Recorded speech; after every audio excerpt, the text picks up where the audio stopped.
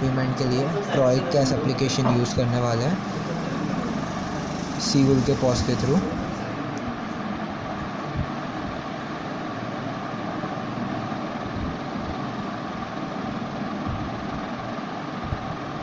हम लोग payment amount select कर रहे हैं।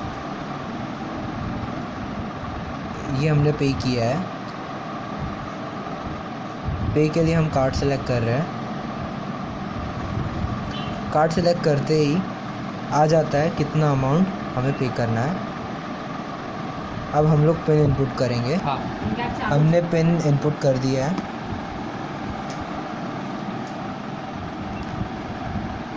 नंबर आएगा, अभी प्रोसेसिंग हो रहा है। पिन रिसीव हो गया है और ट्रांजैक्शन कंप्लीट हुआ है।